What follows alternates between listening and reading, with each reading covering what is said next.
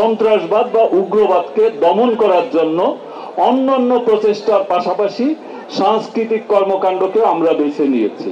আমাদের জাতীয় কবি শামসুর রহমানকে যখন বাসায় ঢুকে হত্যার চেষ্টা চালানো হয় আজ থেকে 25 বছর আগে যশোরে উদীচীর নাট্যমঞ্চস্থ হওয়ার আগের রাতে যখন বোমা হামলা হয় এবং তার পরবর্তীতে বিভিন্ন সিনেমা হল, সার্কাস প্যান্ডেল, বিভিন্ন জায়গায়, এবং আমরা জানি যে পহেলা বৈশাখের অনুষ্ঠানে রমনার বটমূলে যে হামলা হয়, তখন আমি চিন্তা করতাম যে এই হামলার কারণটা কি।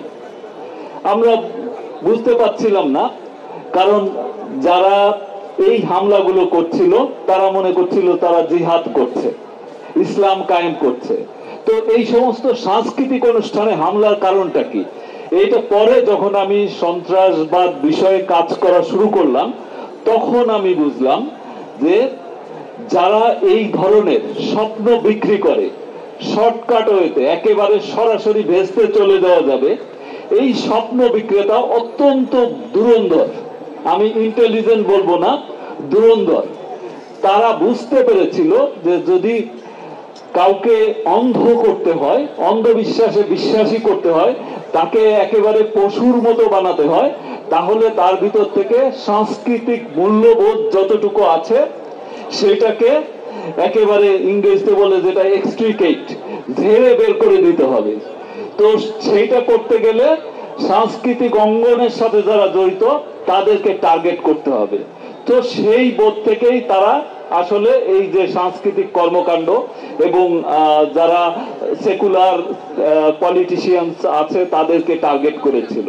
তো আজকে আমরা যে নাটকটি দেখলাম সেইটাও কিন্তু সংস্কৃতির যে শক্তি, সেই সহিংস উগ্রবাদী বা সন্ত্রাসীরা তারা বুঝতে পেরেছিল বলে তারা সংস্কৃতিকে টার্গেট করেছিল।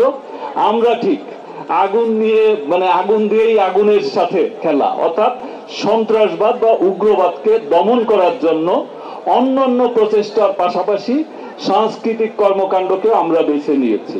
তারই অংশ হিসেবে আজকের এই নাটকটি মঞ্চস্থ হলো, যেখানে নাটক ছোট কিন্তু মেসেজ কিন্তু অনেকগুলো।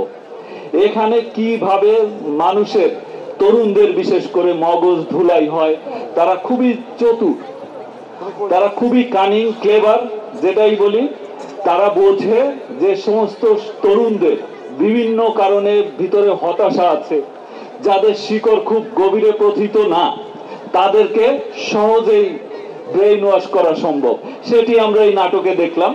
যাই হোক, সন্ত্রাসবাদ বা উগ্রবাদ, সহিংস উগ্রবাদ, এটি বৈশ্বিক একটা সমস্যা। এটিকে দমন করতে গেলে পুলিশি কায়দা যেটা আছে, অর্থাৎ অ্যারেস্ট বা বিচার, জেলখানায় ঢুকিয়ে রাখা, এইটার মাধ্যমে শুধু দমন করা যাবে না, কারণ এটা একটা আইডিওলজির খেলা। তারা একটা ভুল আইডিওলজি নিয়ে কাজ করছে, সেই আইডিওলজিকে মোকাবেলা করার জন্য নানান রকম পন্থা অবলম্বন করতে হয় এবং তাতে সমাজের সকল শ্রেণীর মানুষের, বিশেষ করে সাংস্কৃতিক অঙ্গনের একটা বিরাট দায়িত্ব এবং ভূমিকা রয়েছে। এই ধরনের যে উদ্যোগ, এই উদ্যোগ বহু মানুষকে তার মানে অবচেতন মনেই কিন্তু তাকে পরিবর্তন করবে। এবং উগ্রবাদ এটি যে কোনো মঙ্গল বয়ে আনে না, এটি ধর্ম বিরোধী, এটি দেশ বিরোধী, এটি মানুষ বিরোধী, এটি মানবতা বিরোধী, এটি সভ্যতার বিরোধী, এটা আলোর বিরোধী, এটি অন্ধকারের দিকে ঠেলে নেয়। সেই এই নাটকে প্রচারিত হলো সেই মেসেজটা।